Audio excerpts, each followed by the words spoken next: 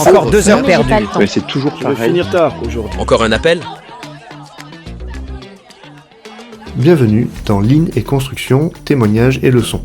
Je m'appelle Paul Rieux, consultant spécialisé dans l'accompagnement en ligne des PME de la construction. Dans ce podcast, coproduit par la Fédération française du bâtiment d'Occitanie et par Bâtisse Compétences Occitanie, je vous propose de découvrir les transformations vécues par les entreprises du secteur qui ont commencé leur parcours 2024-2025.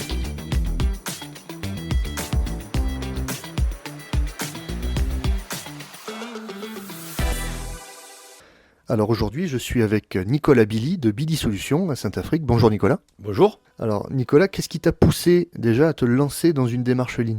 Ce qui m'a poussé de démarrer une démarche Lean, tout d'abord, la démarche Lean, je ne pensais pas que ce soit pour les entreprises du bâtiment. Pour moi, c'était quelque chose de totalement réservé à l'industrie. Quand j'ai découvert ça via le site de la Fédé du bâtiment, je me suis tout de suite intéressé. Et ce qui m'a poussé vraiment à m'y lancer, c'était trouver de la fluidité dans mon entreprise et dans mon processus d'affaires de mon entreprise. D'accord, donc mieux gérer en fait l'activité, puisque processus à faire, ce qui fait gagner de l'argent. Alors comment ça a démarré concrètement ? Donc ça a démarré via la Fédé, pour lequel je m'étais inscrite, c'était au mois de septembre-octobre de mémoire. Je précise 24. 24, tout à fait. Et donc nous avons démarré par une mise en relation de toutes les entreprises inscrites à cette démarche. Et la journée découverte a été tout à fait bénéfique parce que ça correspond tout à fait aux attentes que je m'en faisais. Très bien. Alors aujourd'hui, on est en mai 2025. Ça fait entre 5 et 6 mois que la démarche a commencé, au rythme de... On est à une demi-journée par mois à peu près. Alors après ces quelques mois passés, concrètement aujourd'hui, tu dirais, qu'est-ce qui a changé ? Alors ce qui a changé, c'est déjà surtout prendre le temps de se pencher sur notre ensemble de processus et d'identifier tous les problèmes que nous avons et d'améliorer, de faire des petits pas d'amélioration sur tous ces petits problèmes que nous avons eus. Donc nous avons organisé le dépôt et des zones de circulation parce que c'était le bordel, pardonnez-moi l'expression. Nous avons identifié aussi des problèmes de planification de commandes, etc. On a mis un système Teams en place de manière à pouvoir anticiper toutes les problématiques que nous avions de commandes, de livraison. Qu'est-ce qui a changé ? La mise à disposition de mes collaborateurs a changé puisqu'on était tout le temps disponible, etc. On se réserve des créneaux pour faire des choses importantes. Voilà, un ensemble de méthodes a été modifié dans l'entreprise. Très bien, effectivement, il y a des chantiers un petit peu partout. On a le tableau sous les yeux.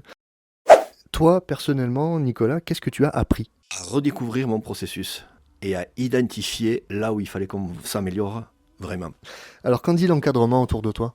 Alors, l'encadrement ne connaissait pas du tout, était au début sceptique, et puis petit à petit, à chaque fois que je leur présente les choses, voit qu'il y a de nettes améliorations, et c'est plutôt positif. Et à ma surprise, on en parle régulièrement, et ils me demandent d'agir sur certains sujets. Et surtout, ce qui est très bien vécu par l'encadrement, c'est la méthode des petits pas, c'est-à-dire juste faire un petit truc pour améliorer quelque chose, et ça, c'est très bénéfique. C'est vrai que c'est un des best-sellers, hein, la méthode des petits pas. Aujourd'hui, après 6 mois, qu'est-ce qui t'a le plus surpris ?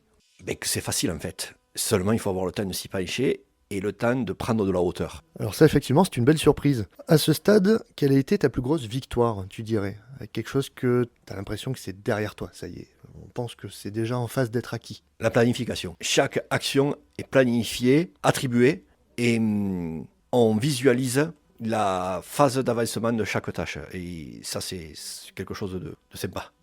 Oui, donc si je devais apporter quelques précisions, c'est vrai qu'on est dans une entreprise dans laquelle les idées de choses à faire ne manquent et n'ont jamais manqué. Par contre, ces idées, elles étaient absolument partout. Oui. À commencer par 90% dans la tête de dirigeants, et notamment pendant son sommeil et ses week-ends. Et une grande partie qui pouvait être éparpillée sur le bureau, sur des post-it, devant, sous, derrière l'écran, parfois sur des bouts de tableau un peu partout. Et là, effectivement, le fait d'avoir centralisé tout ça pour en avoir une gestion plus fine, bah, ça permet en fait... Une méthode. Exactement, ça permet d'avoir la méthode pour regarder quel est notre prochain petit pas dont tu parlais tout à l'heure. Qu'est-ce qui te motive le plus dans cette démarche ? Ce qui me motive le plus, c'est vraiment de prendre la hauteur, de sortir de la tête du guidon, pouvoir garder de la motivation pour le futur. Et parce que quand on a la tête dans le guidon, souvent on s'épuise. Et là, le fait de prendre un peu d'air, de lever cette tête du guidon, de sortir la tête de l'eau, donc toutes ces images sont équivalentes, hein, mais ça me permet de garder une motivation que je n'aurais pas gardée, je pense, en ayant toujours la tête sous l'eau. Voilà. Oui, sachant que je pense que tu es quelqu'un de plutôt vaillant et de très très très éclairé. Tu t'intéresses beaucoup. Tu disais tout à l'heure, c'est le fait d'aller sur le site de la Fédé qui t'a permis de découvrir ce parcours. Oui. Mais peut-être qu'au bout d'un moment, ce moteur se serait un petit peu éteint carrément. Oui, peut-être pas éteint, mais épuisé. Et moi, ce qui m'a motivé, ouais, c'est voilà, je recherche en permanence des solutions. Et on en a un paquet qui ne sont plus à chercher, mais qui sont plus qu'à appliquer.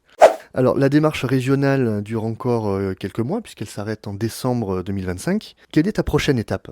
La prochaine étape, c'est de faire une réunion hebdomadaire avec mes équipes sur la méthode d'amélioration continue.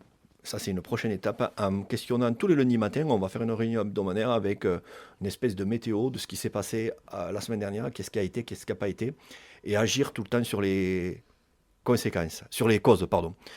Et une autre étape aussi importante, la planification de tout le stockage de mon dépôt par un système de gestion de stock. C'est vrai qu'aujourd'hui, le système de gestion de stock est fait tout simplement visuellement, ce qui conduit souvent à des surprises, généralement mauvaises.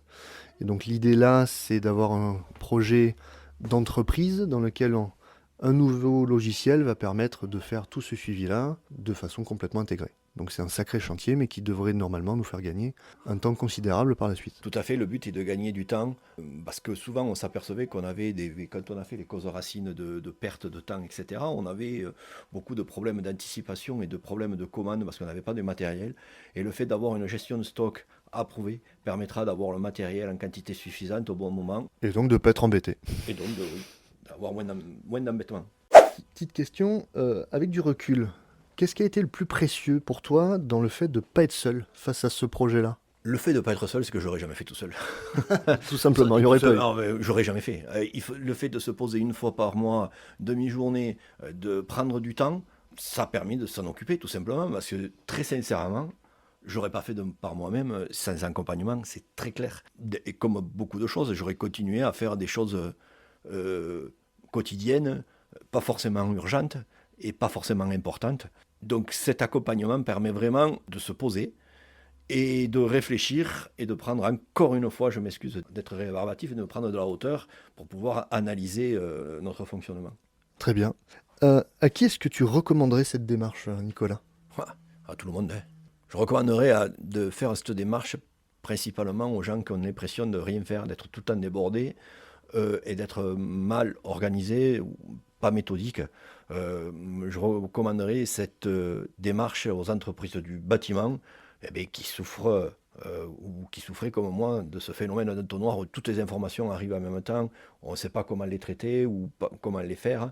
Donc je recommande vraiment cette formation à tous les gens qui ont envie de prendre un peu de hauteur et de recul et d'améliorer leur processus. Très bien. Le mot de la fin, Nicolas? Allez-y. Merci Nicolas. Et pour rajouter un mot par rapport à quelque chose qu'on a abordé dans cet épisode, ce qu'on appelle Lean, c'est pas une révolution tous les matins. Déjà Lean, ça veut dire maigre. Sous-entendu, une organisation maigre, c'est une organisation qui s'est débarrassée de ce qui ne servait pas, de ce qui était superflu. En français, Lean se traduit souvent par amélioration continue ou amélioration par petits pas. Et ça, cette notion de petits pas qu'on a abordée tout à l'heure avec Nicolas, elle fait partie d'une philosophie qu'on peut appeler les 3 K dans l'univers du Lean. Donc pour ceux que ça intéresse, je vous invite à taper les 3 K sur Google pour en savoir plus. Nous, ce qui nous intéresse ici, c'est un des 3 K qu'on appelle le principe du Kaizen.